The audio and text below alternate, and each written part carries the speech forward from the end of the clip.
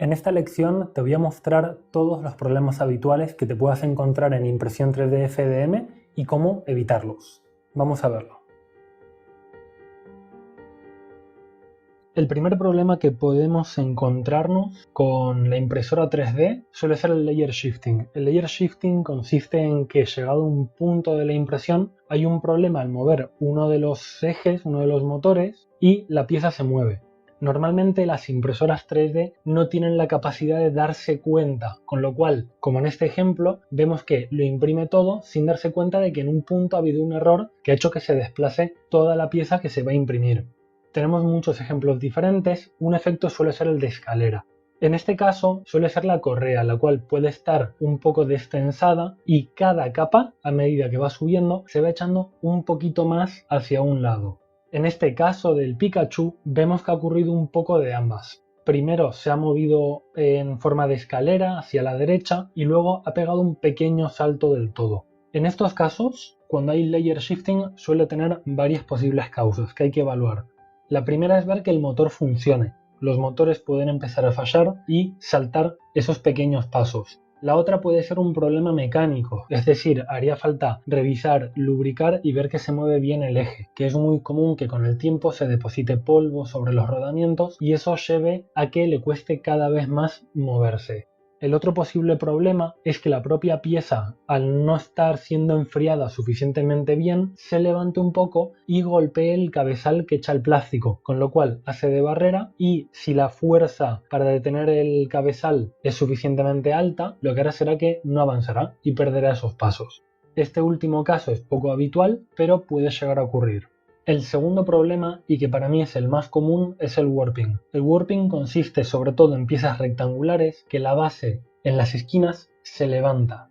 Esto suele ser principalmente porque el material sale muy caliente y se expande, pero a medida que se va enfriando se contrae y las esquinas es donde siempre empieza a levantarse. La solución para esto siempre es tener bien nivelada la base, echar laca o algún tipo de adhesivo para que se pegue bien el plástico al cristal o a la base que tengáis y también utilizar cama caliente siempre que podáis.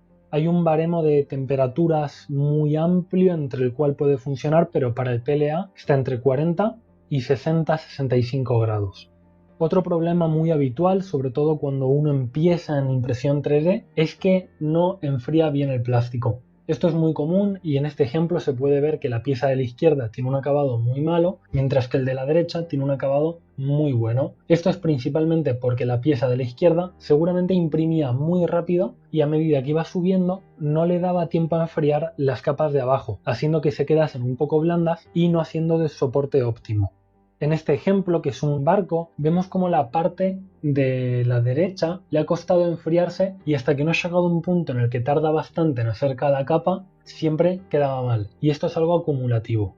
Una solución para esto es bajar la temperatura de impresión. Si imprimimos en PLA a 210 grados, podemos probar a 205 o incluso 200. Y también siempre está, obviamente, el tema de reducir la velocidad de impresión, de este modo tardará más en imprimir cada capa y tendrá más tiempo para enfriarse. Y la otra es utilizar el ventilador de capa siempre al máximo. Con PLA siempre hace falta imprimir con el ventilador al máximo, pero hay otros materiales que te pedirán incluso que lo tengas apagado. Eso cambia según el material y el fabricante y te recomiendo que siempre te informes antes de imprimir. Este es un ejemplo también de enfriamiento muy bueno a nivel visual y muestra cómo también cuando queremos imprimir inclinaciones el ventilador y la temperatura afectarán. Cuanto mayor sea la temperatura y menor sea la ventilación, lo que ocurrirá será que chorreará y goteará más. En este ejemplo, el de abajo tenía el ventilador al 0% apagado, mientras que el de arriba lo tenía al 100%. Y eso siempre va a condicionar la calidad de nuestras piezas si tienen inclinaciones. En este ejemplo se ve muy bien, por ejemplo, que el ventilador de capa, el que enfriaba el plástico, fluía muy bien en el lado izquierdo, pero un poco peor en el lado derecho, provocando que en el lado izquierdo tenga un acabado bueno, mientras que en el derecho tenga un acabado peor. En estos casos, ya que depende de las piezas físicas que tenga tu impresora 3D, te recomendaré bajar la temperatura un poco para equilibrarlo. Una buena combinación suele ser imprimir un poco más lento y con un poco menos de temperatura. Otro error muy frecuente, pero que este tiene una parte de diseño y una parte de la propia máquina, suelen ser los overhangs. Los salientes siempre tienden a caer. Es la gravedad. Siempre tenemos que tener algo sobre lo que se apoyen. Puede ser un material de soporte o puede ser que la propia pieza esté diseñada con unas inclinaciones máximas. En este caso se ve muy claro cómo este saliente cada vez es más grande y cada vez tiene una calidad peor. Siempre recomiendo salientes pequeños y mucha ventilación. Esta foto me parece muy buena porque muestra cómo va aumentando esa inclinación. Como ves, llega un punto en el que es insostenible. Depende mucho de la impresora y cómo orientes esa pieza, pero por lo general nunca recomiendo pasar a más de 45 o 50 grados. En este caso son 45 y 40 grados. Si ves que tu diseño va a tener salientes muy pronunciados, siempre está la solución de utilizar material de soporte. Es un poco complicado terminar de encontrar en cada impresora los parámetros perfectos, porque la idea es que el material de soporte se pueda quitar fácilmente. Eso no siempre va a ocurrir, sobre todo, uno, por los parámetros que se pongan, y dos, porque el propio diseño puede ser muy complejo, como una forma orgánica o un personaje, y que eso imposibilite que el soporte se pueda quitar fácilmente. En cualquier caso, siempre intentaremos evitar utilizar material de soporte y en caso de que sea necesario, intentaremos que sean partes donde sea fácil de quitar. Otro problema habitual y que está muy relacionado con los overhangs y los salientes son los puentes. Como puedes ver en esta foto, siempre cuanto más largo sea el puente, más caerá y menos calidad ofrecerá. Lo bueno es que una impresora 3D siempre podrá hacer puentes, depende mucho de la velocidad y de la ventilación, por lo que puentes pequeños se pueden hacer con una pérdida de calidad mínima, mientras que cuanto más grandes sean los puentes, peor calidad ofrecerán y peor resistencia. Otro problema muy habitual es que eche menos plástico del que debería. En este ejemplo se puede ver como la pieza de la izquierda está bien impresa y es un sólido, mientras que la derecha se nota que tiene huecos y un aspecto un poco esponjoso. Lo bueno de esto es que te darás cuenta muy rápido cuando tiene un volumen y una densidad menor al que debería. Esto se debe principalmente o a que la temperatura está muy baja y le cuesta fundir el plástico, o que tiene algún tipo de problema en el mecanismo que empuja el plástico y lo empuja menos de lo que debería.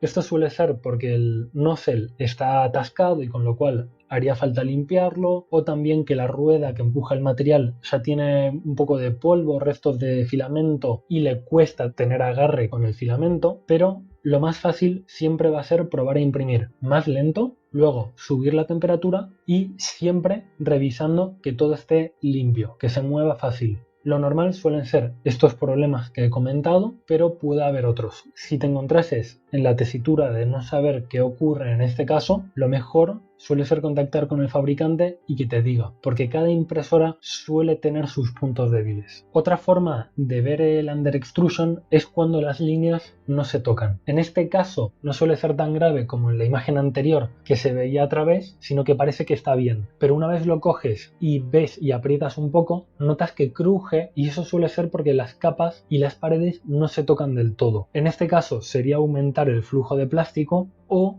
intentar esas soluciones que he comentado con la foto anterior. El problema opuesto es el over extrusion. En este caso es que echa más plástico del que debería. Es un problema muy poco frecuente y suele deberse principalmente a que la temperatura está tal vez demasiado alta, con lo cual chorrea y fluye demasiado, o que en el propio cura se ha indicado que hay que echar más plástico del que debería. Esto suele ocurrir porque hay un problema de que echa muy poco plástico e intentamos compensarlo diciéndole al cura que eche un 10, un 20% más de plástico, y una vez se soluciona el problema se nos olvida bajar de nuevo al 100% la cantidad de plástico que tiene que echar.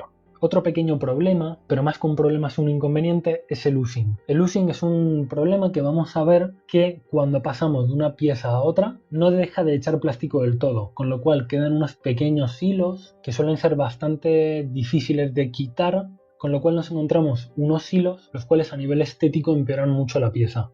Aquí hay dos principales causas. La primera es la temperatura. Si imprimimos con una temperatura demasiado alta, lo que pasará será que cuando el material deje de ser expulsado, seguirá chorreando un poco solo porque está muy líquido. La solución a esto es ir bajando un poco la temperatura y probar. Podemos imprimir la misma pieza varias veces con diferentes temperaturas hasta encontrar ese punto perfecto. La otra causa posible es que la retracción, que es la acción de echar el filamento hacia afuera para que deje de gotear, no es suficiente. Aquí entran dos factores. Uno, cuánta distancia tiramos hacia afuera el material o a qué velocidad. De nuevo, esto es un poco prueba-error, pero siempre recomiendo empezar subiendo un poco esa distancia de retracción. El penúltimo problema que nos encontraremos suele ser uno de los más frustrantes y es que directamente se atasca el nozzle. Este problema lo veremos porque simplemente dejará de echar plástico en mitad de la impresión. Este problema suele estar acompañado primero con un poco de under-extrusion. Va dejando de echar plástico poco a poco hasta que llega un punto en el que se atasca del todo. Este problema suele estar causado, lo primero, porque hay un atasco en el hot end. Siempre recomiendo calentar y limpiar